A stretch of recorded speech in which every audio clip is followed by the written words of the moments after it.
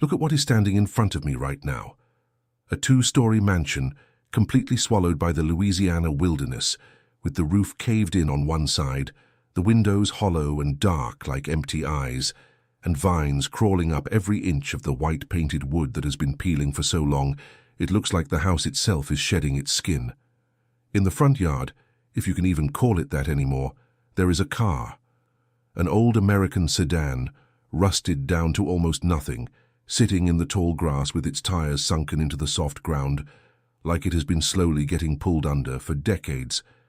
And right next to it, and this is the part that is going to make you stop and stare, there is a helicopter and a small single-engine aircraft. Both of them abandoned, both covered in moss and rust, both sitting in the overgrowth like they landed here one afternoon, and whoever flew them in simply never came back. This is New Orleans, Louisiana. This is the Garden District. And this is the place that changed my life completely.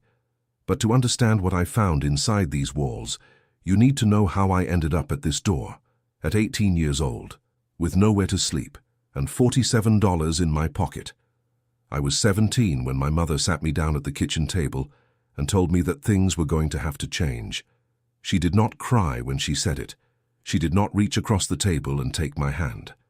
She folded her hands together in her lap and looked at a spot somewhere between the floor and the window and spoke like she was reading from a document she had rehearsed many times before. My stepfather had given her an ultimatum. Either I left or he did, and she had already made her choice. I had 1 month, 30 days to figure out where I was going to go, what I was going to do, how I was going to survive. I was 17 years old, and I had a part-time job at a diner 3 blocks from our house and about $230 saved up from 8 months of weekend shifts. That was everything. That was the entire foundation I had to build a life on. I want to tell you that I handled it with grace. I want to tell you that I held my head up and made a plan and moved forward with confidence. But the truth is, I spent most of that month lying on my bed staring at the ceiling, going to work on autopilot, coming home to a house that already felt like it belonged to someone else. The truth is, I cried in the shower almost every morning so nobody would hear. The truth is, I called my grandmother twice and hung up before she answered because I did not know how to explain what was happening without it becoming real. My stepfather had been in the picture since I was 14. I never hated him. I never made his life difficult on purpose. But he had never wanted a ready-made family, and I think he spent 4 years convincing himself he could live with something that he ultimately could not. By the time the ultimatum came, I was not even surprised. I was just exhausted. Exhausted by the tension that had been building for years, by the dinners in silence, by the way he and my mother would stop talking whenever I walked into a room. I was exhausted by the constant awareness of being somewhere I was not completely wanted.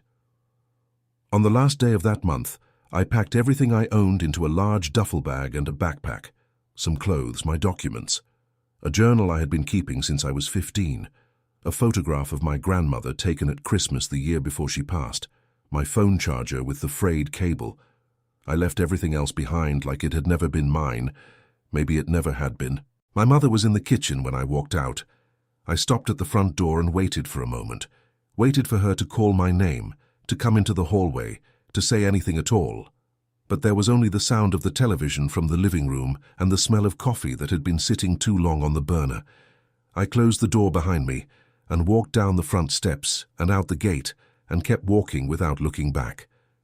It was a Tuesday evening in July, the kind of humid Louisiana summer night that makes the air feel like a wet towel pressed against your skin. I walked 6 blocks to a bus stop and sat down on the metal bench and put my bags between my feet and looked at nothing for a long time. I thought about a lot of things sitting there. I thought about my grandmother and how furious she would have been if she had known what was happening. I thought about my English teacher junior year who had told me I was one of the most naturally gifted writers she had ever taught and that I should think seriously about a future in journalism or literature. I thought about how I was never going to be able to afford college. I thought about how the next morning I was going to have to figure out where I was sleeping, not just that night but every night after that, and how that problem was so enormous and so immediate that every other thought I had felt irrelevant next to it. And then I thought something that surprised me, something that cut through all the noise like a clean line through static. I thought, if I do not do something completely different right now, if I do not break some pattern, take some risk that makes no logical sense, I am going to disappear. Not dramatically, not in any way that anyone would notice or write about. I was going to become invisible in the quiet, ordinary way that happens to people when the world just keeps moving and leaves them standing still. I ended up on my co-worker Destiny's couch that first night. She was 22 and lived in a one-bedroom apartment with her boyfriend, and she said I could stay for a few days while I figured things out. She said it the way people say things when they mean it, but are also hoping you will not take too long about it. I worked my shifts at the diner. I looked for rooms to rent. Everything I found was either too expensive or required first and last month's rent plus a deposit that I did not have. I looked at sharing arrangements, at basement rooms, at anything that was cheap enough to be possible on what I made. Everything was out of reach by a margin that felt specifically designed to humiliate me. On the fifth day, sitting in the break room at the diner between the lunch and dinner rush with my phone in my hand and a cup of coffee going cold next to me, I was scrolling through a local Facebook group, looking for room listings, when I saw something that did not look like anything else on the page. It was short. Shorter than any other listing I had seen, and it ended with a sentence that no other listing had. Property for sale, Garden District. Large structure, significant repairs needed. Asking price $3,000, best offer considered. Contact number below. We do not answer questions about the history of the property. I read it 3 times, then I looked at the single photograph attached to the post. It was taken from a distance, the way you might take a photo of something you were not sure you wanted to get closer to, and in the frame, half hidden by overgrown trees and high grass that reached past the lower windows, was a mansion. A real mansion. Not a large house, not an oversized bungalow, but a full 2-story Victorian structure with a wraparound porch that had partially collapsed, dormer windows on the upper floor with the glass long since gone, a brick chimney on each end of the roof, ornate wooden trim along the eaves that had somehow survived even as everything else was rotting away. The whole structure was wrapped in vegetation that had been growing unchecked for what looked like years, maybe decades. Trees had pushed through sections of the porch. Vines covered the upper half of the facade completely. And in the front yard, visible even in the grainy photo, there was a car, and what looked like some kind of aircraft sitting in the grass. I went to the comments. There were 47 of them. Someone wrote, "My uncle used to say nobody has lived there since before Katrina, and even before that nobody stayed long." Another person wrote, "That place has been condemned since 2007. How is somebody selling it?" A woman wrote in all capitals, "Do not buy that house, I am serious. Do not buy it." Someone else wrote, "I drove past there once at night, and I am telling you there were lights moving around inside, and nobody has lived there in 20 years. Another comment read, "The city has been trying to get that lot for years. There is something wrong with the title. Do not get involved." And near the bottom, a short one that I kept coming back to. Whoever owned that place before Katrina was not right. Nobody knows what happened to him. I read every single comment. And the more I read, the more I felt something happening in my chest that was almost the opposite of fear. It was something closer to recognition, like looking at something for the first time and feeling inexplicably certain that you have seen it before. I looked at that photo for a long time, and what I saw was not a haunted wreck that sensible people stayed away from. What I saw was 4 walls and a roof.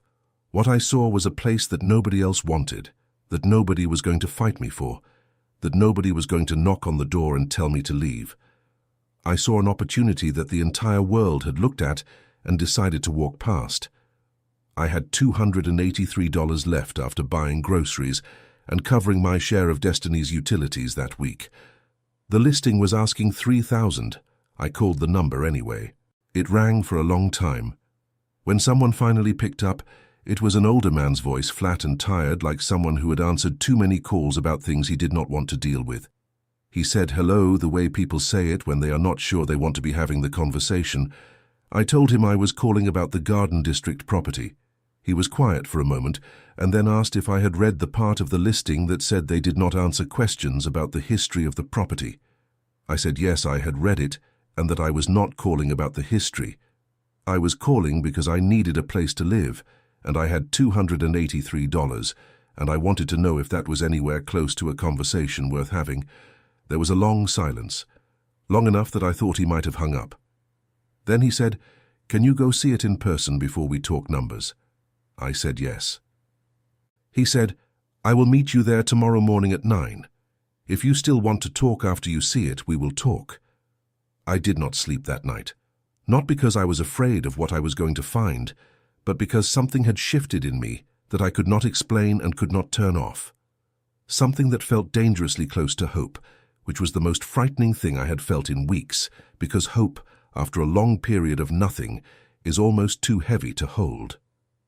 I took 2 buses and walked the last half-mile down a street that got quieter and more overgrown the further I went.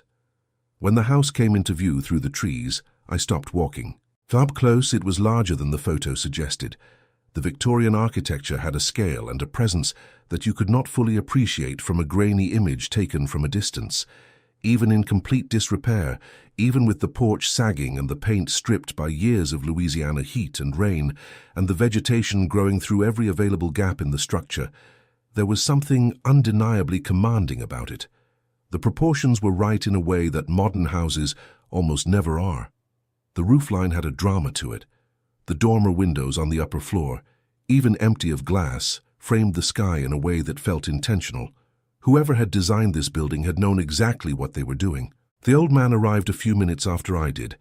He was thin, in his late 70s at least, with white hair and a collared shirt that had been pressed carefully despite being old. He carried a ring of keys and a folder of documents under one arm, and he walked toward the gate with the deliberate pace of someone doing something they had put off for a long time. He opened the padlock on the iron gate without ceremony and pushed it open and gestured for me to follow. We walked through what had been a formal front garden and was now a dense tangle of native plants and invasive vines and tall grass that came up to my waist in places. He did not speak as we walked. He moved through the property with the economy of someone who had been there before, who knew where to step and where not to. He unlocked the front door and pushed it open, and the smell hit me immediately. Mold, wet wood, something sweetly decayed underneath it all, and below everything else a smell that I did not have a name for until much later, which was the smell of a place that has been holding its breath for a very long time. The entrance hall was wide, with a staircase directly ahead that rose to the second floor. The banister was intact, dark wood, with carved newel posts at the bottom that were extraordinary even under the grime. The plaster on the walls had cracked and separated in long, irregular lines, and in 2 places had fallen away entirely to expose the wooden lath beneath. The floor was heart pine, warped in sections, soft in others, but still present under a layer of debris and fallen plaster. To the left was a large parlor with floor-to-ceiling windows, 3 of them, all missing their glass. A fireplace on the far wall with a marble mantel that was somehow still intact. To the right was a formal dining room with a coffered ceiling that had lost perhaps a third of its panels, but still communicated what it had once been, with absolute clarity. He took me through each room without explanation. Kitchen in the back with a cast-iron stove that was still bolted to the floor, a butler's pantry with original shelving still holding a few pieces of ironstone china coated in decades of dust. A study off the main hallway lined with built-in bookshelves, empty now, the wood swollen and warped, but structurally present. A back staircase, narrower than the main one, that servants would have used. Upstairs, 4 bedrooms, 2 of them with roof damage significant enough that the floors beneath were compromised, 2 of them structurally sound enough to be usable with care. A sleeping porch on the back of the second floor, screened once, the screens long gone, looking out over a back garden that had become an almost impenetrable mass of subtropical vegetation. In none of it did he offer a single word of context. No history, no explanation, no response to the obvious question of what had happened here and why everything had been left exactly as it was, as though someone had simply walked out one day and the world had sealed up around them. We came back downstairs and stood in the entrance hall, and he looked at me with an expression I could not read precisely. It was not pity. It was something more like assessment. He said, "You still want to talk?" I said, "Yes." He opened the folder and showed me the title documents. The property was clear, whatever the Facebook commenter had said about title problems. It had passed through 2 estates before reaching the entity he represented, a small holding company that had been trying to dispose of it for years without success. The asking price had started at $40,000 8 years ago. It had come down a long way. I told him I had $283. I told him I was 18 years old. I told him I had nowhere else to go and that I was not asking for charity. I was asking for a number that made the transaction possible for both of us, and that whatever that number was, I would find a way to meet it. He looked at me for a long moment. Then he looked around the entrance hall at the cracked plaster and the warped floors and the empty windows and the general evidence of a building the world had given up on. He said, $250 and you signed today. I said yes. We signed the papers on the marble mantel of the parlor fireplace. He witnessed my signature, and I witnessed his. He handed me the keys. He tucked the folder under his arm and walked back to the front door and paused with his hand on the frame. Without turning around, he said, "Whatever you find in here, it belongs to you now. All of it." Then he walked out, and I listened to his footsteps cross the porch and descend the front steps and fade away through the grass. And then there was nothing but the sound of the house around me. Wind through the open windows, the distant sound of a streetcar on St. Charles Avenue, birds somewhere in the vegetation, and underneath all of it, the deep, particular silence of a place that has been waiting. I stood in the middle of the parlor with the keys in my hand and looked at the rectangle of grey New Orleans sky visible through the empty window frames and thought, this is mine. The first week was an education in what it actually means to inhabit a ruin. I had known it was going to be hard. But there is a version of hard that you understand in the abstract, and a version that you live in your body, in your hands and your back and your lungs, in the particular exhaustion that comes from physical work in July heat in Louisiana, when the air is so thick with moisture that sweating does almost nothing to cool you down. There was no electricity. There was no running water. I filled bottles at a corner store 6 blocks away and carried them back in my backpack. I used a battery lantern I bought with 12 of my remaining $33. I swept and cleared and moved debris for hours every day, establishing a livable footprint in the back section of the ground floor where the roof was intact and the floors were sound. I found an old iron bed frame in one of the upstairs rooms that I dragged down the back stairs and set up in the study, where the built-in shelves gave the room a quality of enclosure that felt safer than the open parlor. I learned which floorboards to avoid. I learned that the back staircase was more reliable than the main one.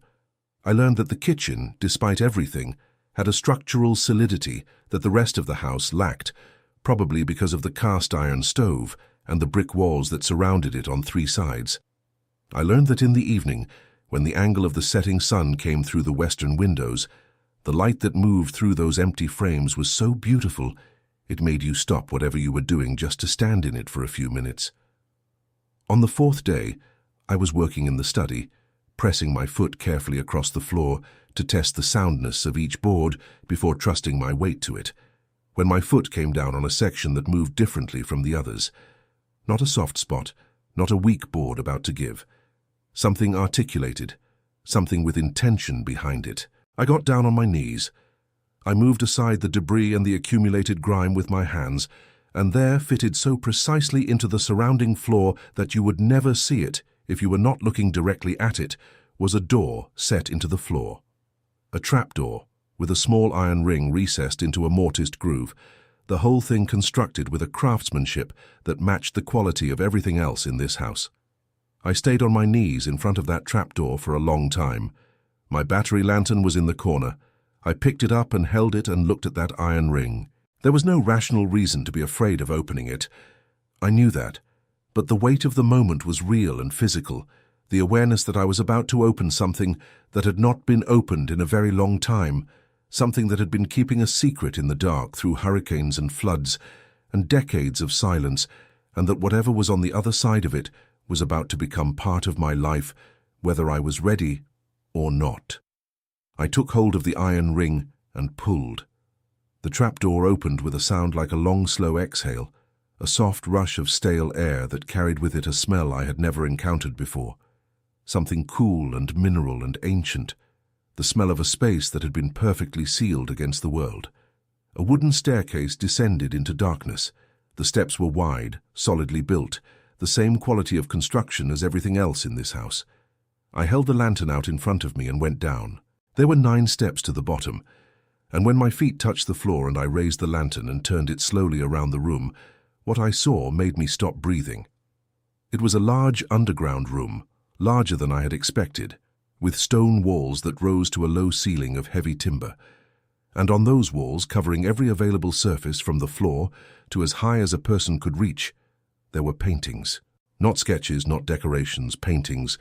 Large, serious, fully realized works of art that even to my completely untrained eye carried an immediate and undeniable power. Figures painted with an expressiveness that made them feel present in the room. Landscapes of the Louisiana bayou rendered in colors that seemed to contain their own light. Abstract compositions that I could not name or categorize, but that pulled at something in me that I did not know how to articulate. Scenes from what looked like New Orleans street life, second-line parades, the French Quarter at night, the Mississippi River in flood, all rendered with a specificity and an intimacy that felt like memory rather than observation. Some of the paintings were framed and hung on the walls with deliberate care. Others were stacked against each other along the perimeter of the room, wrapped in cloth that had yellowed with time. Others were rolled into tubes and stored on wooden shelves that lined an entire wall from floor to ceiling.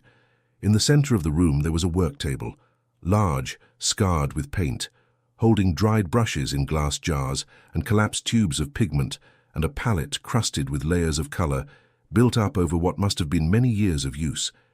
And on the table beside the painting materials there were journals, bound in worn leather, stacked with care, and letters, tied in bundles with ribbon faded to the color of old bone, and newspaper clippings, some in English, some in French.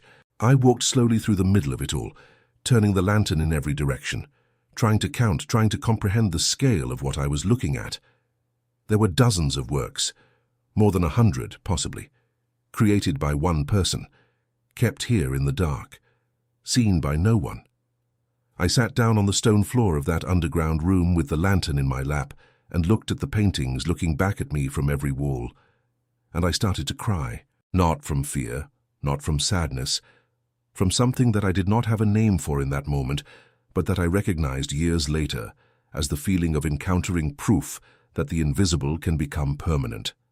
That a person who the world never acknowledged can still leave something that outlasts every silence that was ever imposed on them.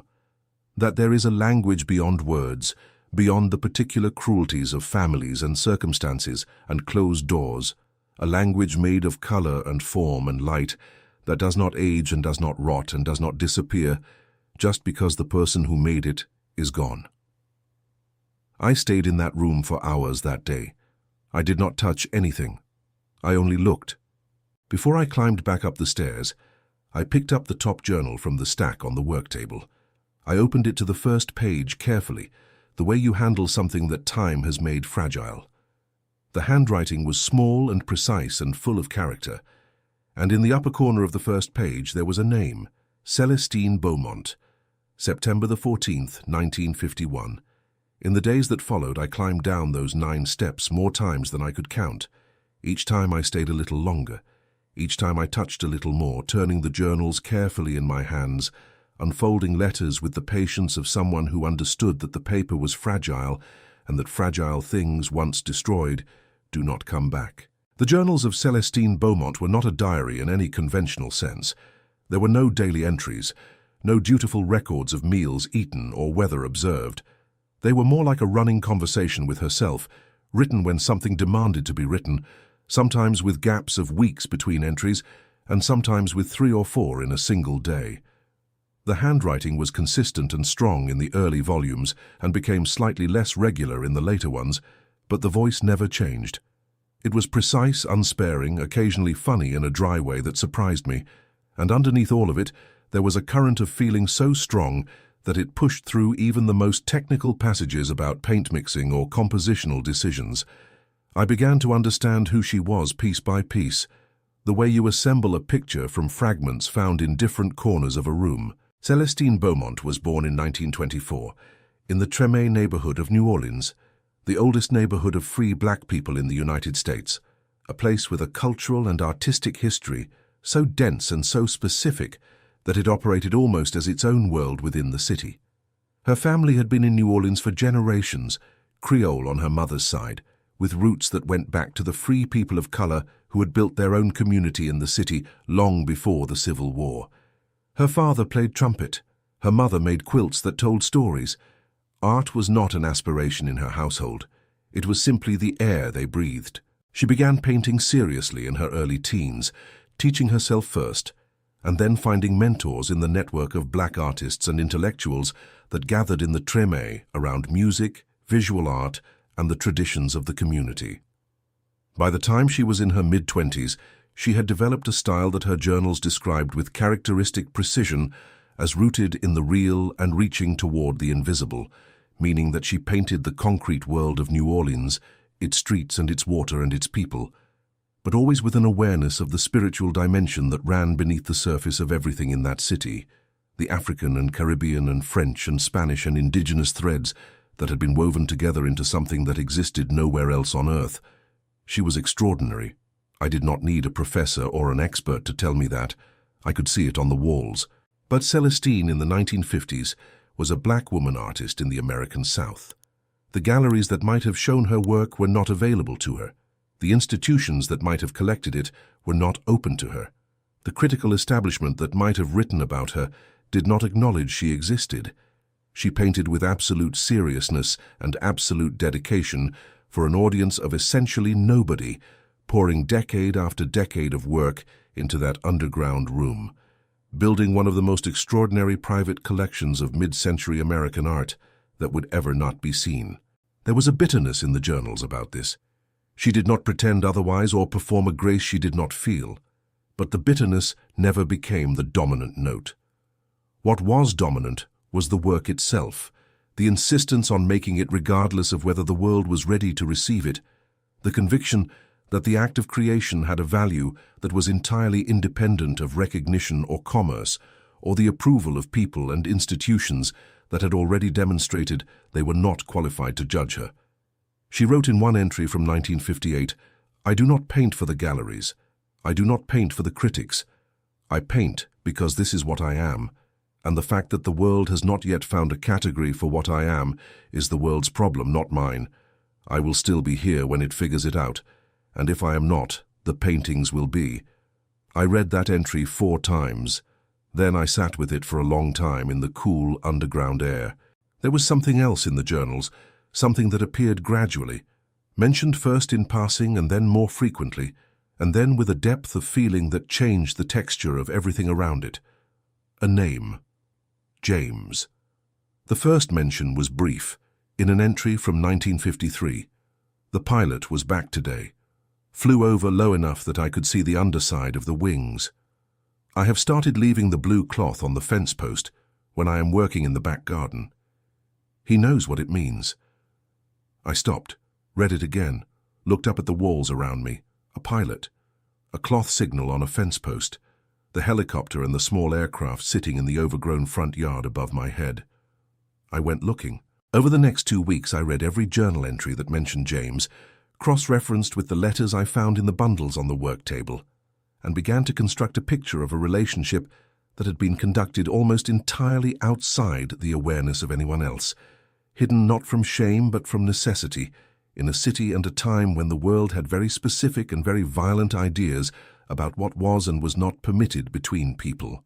James Calloway had come to New Orleans in 1952, a 26-year-old veteran newly returned from Korea, where he had flown reconnaissance missions for 2 years and come back with a pilot's license, a deep and permanent unease with the world as he found it, and a determination to build a life that was as far from institutional as possible.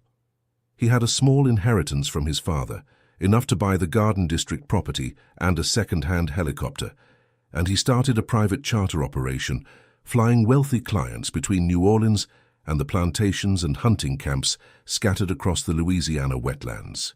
He had met Celestine at a jazz club in the Treme in the spring of 1952.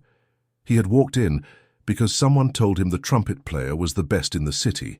He had stayed because of the woman sitting alone at a table near the back, making rapid sketches in a notebook, with a concentration so complete that she seemed entirely unaware of the packed room around her. He had introduced himself badly. She had told him so directly, and he had laughed and introduced himself again more honestly, and that had been enough to begin something that would last for the rest of both their lives. The journals described their early meetings with a restraint that made the feeling underneath them more rather than less apparent.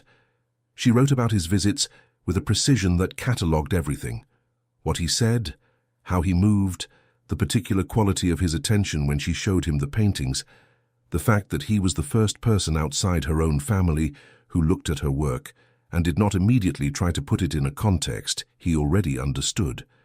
He looked at the paintings the way she wanted them looked at, which was without the mediation of everything he thought he already knew. He just looked, and then he said what he actually saw. He built the underground room for her in 1954.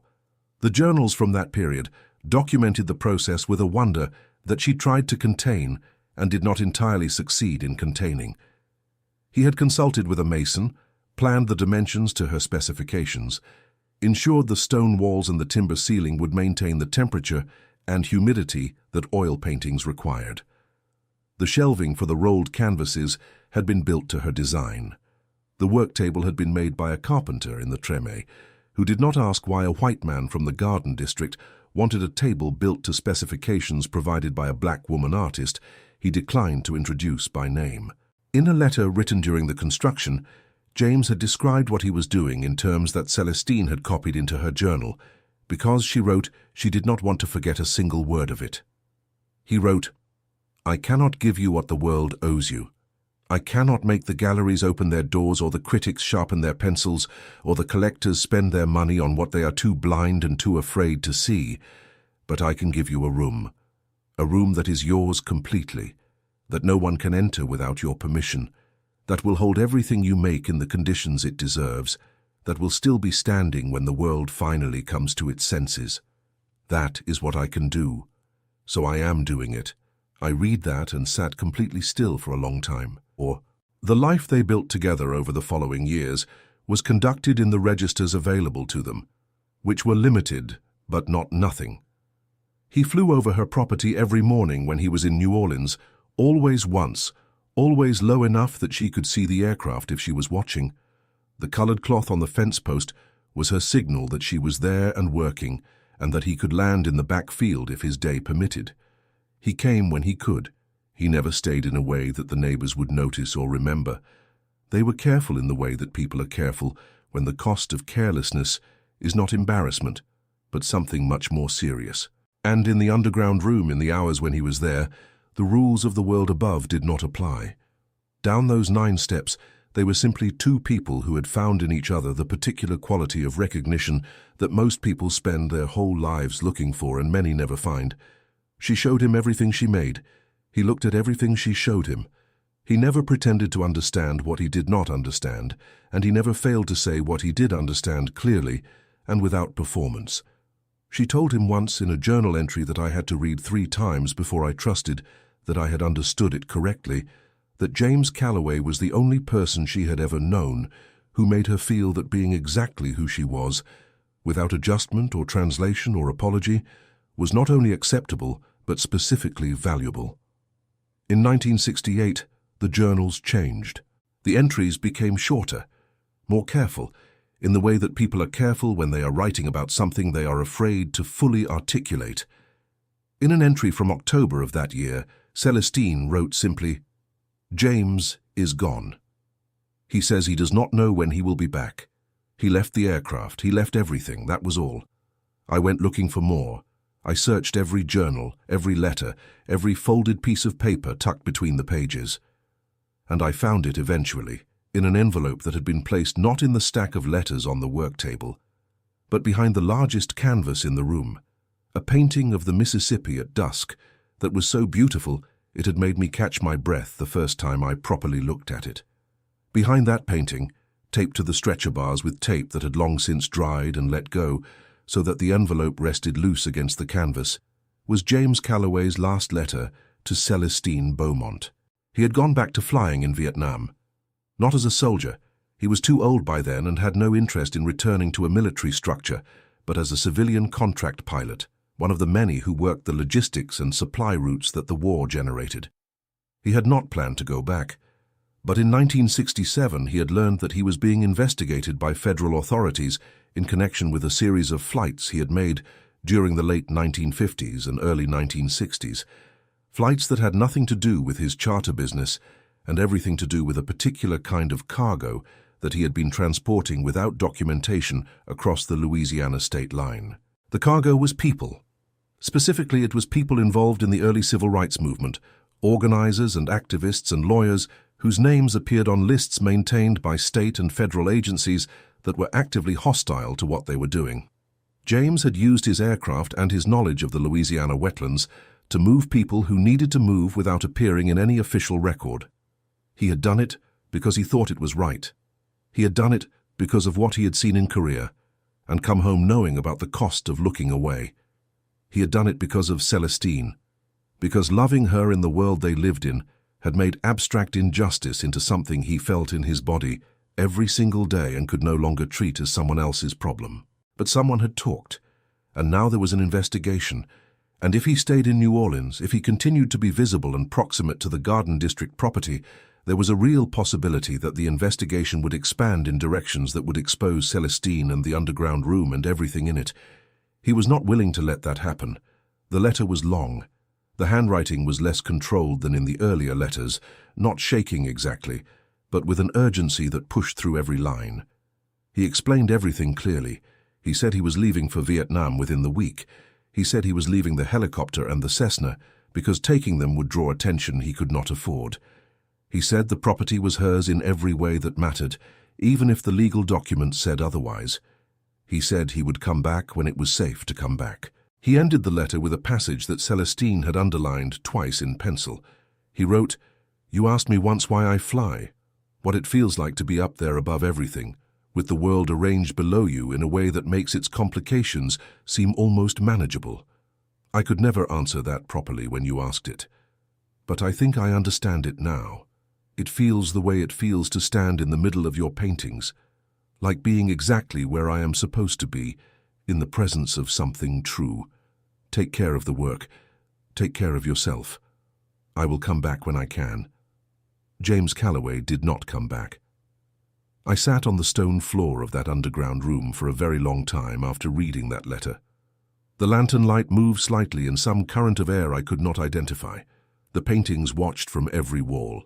Above me, 9 steps up, the city of New Orleans went about its afternoon. I thought about Celestine continuing to work in this room after he was gone, continuing to fill the walls, the shelves, the rolled tubes, decade after decade, painting the world she saw through windows that the world outside refused to fully open to her, maintaining the space that the man who loved her had built with his hands, because it was the only gift equal to what she deserved. I thought about the colored cloth on the fence post, and whether she had stopped putting it out, or whether she had kept doing it some mornings, out of a habit that had become indistinguishable from hope. I thought about what it means to love someone in a world that has decided your love is not one of the permitted kinds, what it costs, what it makes possible in spite of everything. And I thought about myself, about the bus stop in July, about the door that had been closed, about the $250 and the keys in my pocket, and the decision that everyone around me had characterized as either crazy or desperate, and that I was beginning to understand had been neither of those things. It had been an instinct toward the place where I was supposed to be. I made Celestine the same promise I made myself. I was not going to let this disappear. 3 weeks after I found the underground room, I called the art history department at Tulane University. I explained what I had found as calmly and clearly as I could to the administrative assistant who answered, and asked to speak with someone who worked on 20th century American art. She put me on hold for 4 minutes, and then a professor came on the line who sounded like she was only half paying attention. By the end of the conversation, she was paying full attention. She came to the house the following Tuesday. She descended those 9 steps without saying a word. When she reached the bottom and I raised the lantern, She stood completely still for what felt like a very long time.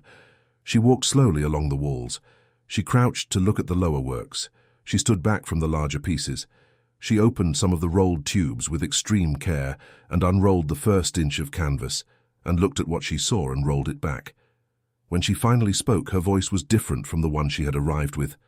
Quieter, more deliberate. She said, "Do you understand what you have here?"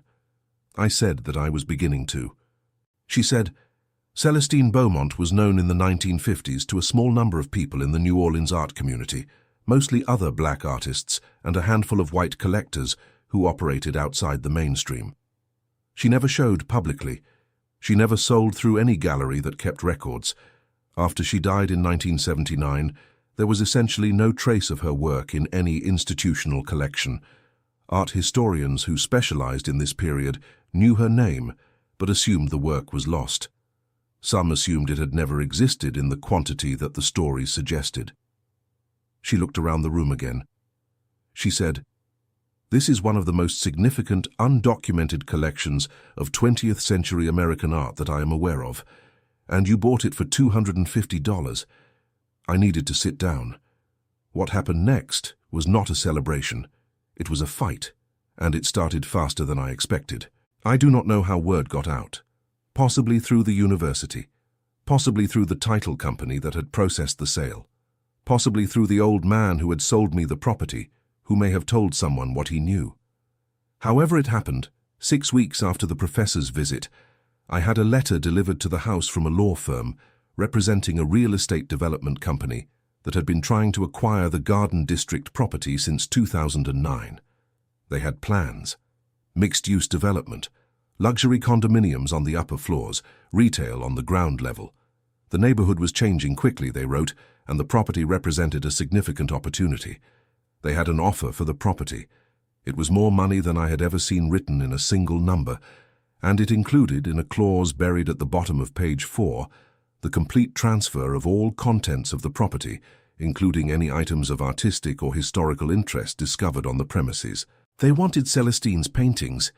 I put the letter down on the kitchen table that I had salvaged from the back of the house and sanded and cleaned and made usable, and I sat with it for a long time. The number they had offered was real. It would have changed my life in the most immediate and practical ways. It would have meant a place to live that did not require me to fill buckets of water and carry them 6 blocks. It would have meant finishing school. It would have meant not lying awake calculating whether I could afford to eat dinner, but it would have meant betraying Celestine. It would have meant taking everything she had built in that room, everything James had built for her, everything that had survived hurricanes and floods and decades of silence waiting for exactly this moment, and handing it to a development company to be dispersed or stored or forgotten in a climate-controlled warehouse somewhere. I wrote back and said no. The response was not friendly. There were more letters. There were phone calls that came at inconvenient hours. There was a visit from 2 men in suits who stood on the porch and explained very calmly that the city had mechanisms for acquiring properties in states of disrepair that represented public safety concerns, and that a property in the condition mine was in might be subject to certain regulatory processes that could complicate my ownership situation. I understood what they were doing. I did not have a lawyer. I did not have money. I did not have institutional backing of any kind. I was 19 years old, and I was living in a house with no electricity or running water, and I was being told, politely but clearly, that these facts made me vulnerable in ways that they were prepared to exploit. The professor at Tulane connected me with a colleague in the law school who ran a clinic specializing in historic preservation and cultural property. Her name was Professor Adaeze Okonkwo, and she was the most precise and formidable person I had ever been in a room with. She looked at the development company's letters, looked at the documentation from the sale, looked at the journal entries and the letter from James Calloway, and the records that Celestine had kept of her own work, and she was quiet for a long time before she spoke. She said, "Celestine documented everything. Every painting has a record in those journals. Dates, dimensions, materials, subject, sometimes pages of notes about the work and what she was trying to do with it. That documentation is legally significant." Combined with the historical context of the Treme community and the specific cultural traditions Celestine was working within, there is a strong argument for nominating this collection for recognition as a culturally significant historic resource under both Louisiana state law and the National Historic Preservation Act. She said, "If we move quickly and correctly, we can put a legal framework around this collection that will make it very difficult for a development company to acquire, regardless of what they can offer for the property." It took 5 months. 5 months of filings and responses and counter-filings, and a hearing before a city preservation board, at which the professor from Tulane gave testimony for 45 minutes about the art historical significance of Celestine Beaumont's work, and at which I sat in a chair and tried to breathe normally, and thought about the 9 steps down to the underground room, and the first time I had stood at the bottom and seen the paintings in the lantern light. The Louisiana State Historic Preservation Office issued its determination on a Thursday afternoon in March. Professor Okonkwo called me when it came through. She did not say much. She just said, "It is done. The collection is protected." I sat on the back steps of the mansion and looked at the overgrown garden and the rusted aircraft in the grass and listened to the birds in the trees and did not say anything for a long time. Then I said out loud, "To nobody and everybody, we did it, Celestine." What happened after the legal protection was established moved faster than anything that had come before it. The professor at Tulane organized an academic symposium around Celestine's work, the first formal scholarly gathering ever devoted to her practice. It drew art historians from 6 universities. A museum curator from the Smithsonian Institution attended. A writer from a major art publication wrote a long piece about the discovery that was read by people I never expected to be reading about a house I had bought for $250. A foundation focused on recovering and preserving the work of overlooked American artists contacted me 3 months after the article was published. They offered a full cataloging and conservation grant, funding to bring a team of conservators to New Orleans to assess every work in the collection, photograph everything in archival quality, and produce a complete scholarly catalogue of Celestine Beaumont's output. The final count was 147 works. A century of painting by one woman who had never been reviewed, never been collected by any institution, never been written about in any publication during her lifetime, whose existence as an artist was known only to a handful of people in a single neighborhood in a single city. 147 works that had been sitting in a stone room under a condemned house in the Garden District for decades, waiting. With the funds from the foundation grant and a subsequent historic preservation loan, I began the restoration of the house itself. I found a contractor who had spent his career working on historic New Orleans properties and who walked through the mansion on the first day and said, with the genuine emotion of a craftsman in the presence of something worth saving, that whoever had built this house had known things that most builders today had forgotten. I told him the builder's name was James Calloway. He said he was glad someone remembered. The restoration took 14 months. We kept everything that could be kept. The heart pine floors were repaired and refinished. The plaster walls were restored using period-appropriate techniques. The marble mantels were cleaned and resealed. The wooden trim along the eaves, which had survived in better condition than almost anything else on the exterior, was repaired piece by piece with wood milled to match the original profile. The wraparound porch was rebuilt using salvaged cypress from a demolition site in the 9th Ward. The underground room was treated with the greatest care of all. The stone walls were cleaned and stabilized. The timber ceiling was reinforced. Climate control was installed to maintain the conditions that Celestine had understood intuitively and that James had designed by instinct: consistent temperature, controlled humidity, the specific environment that oil paintings need to survive. The work table was conserved and left in place. The journal stack was replaced with archival quality replicas for display, while the originals were housed in acid-free storage, and the walls were rehung with a selection of Celestine's works, chosen in consultation with the professor from Tulane, to represent the full range of her practice across her working life. The night the restoration was complete, after the contractors had packed their tools and driven away, and the house was quiet for the first time in a long time, I went down those 9 steps alone. I stood in the middle of the underground room for a long time. The new lighting was warm and directional and did what good gallery lighting should do, which is to step back and let the work speak.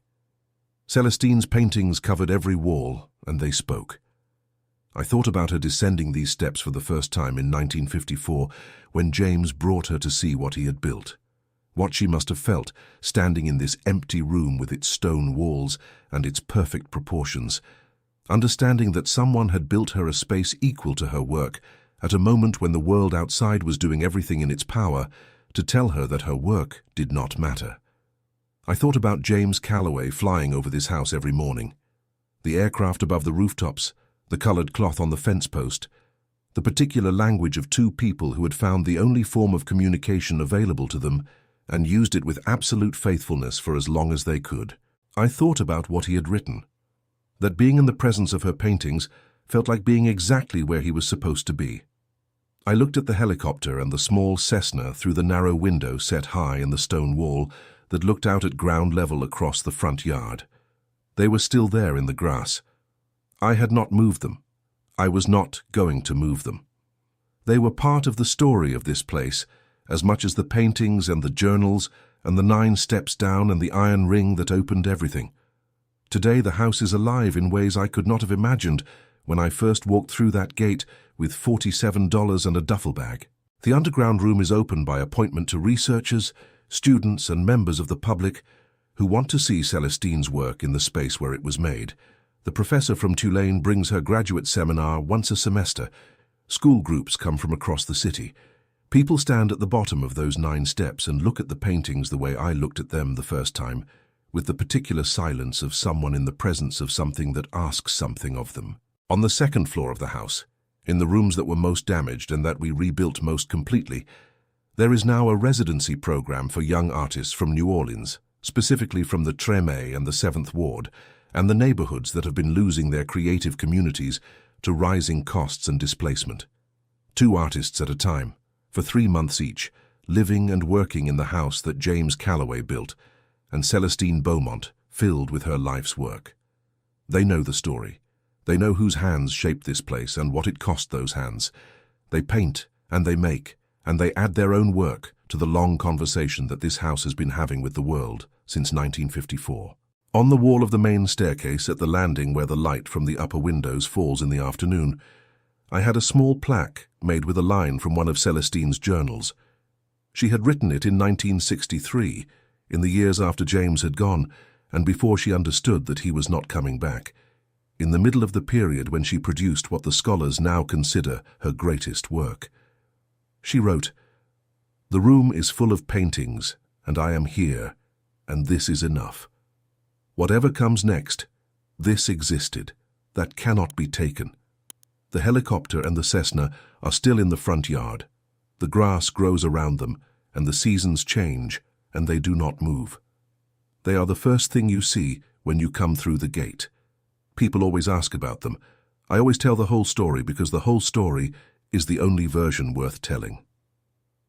I was 18 years old with $47 and a duffel bag and nowhere to sleep.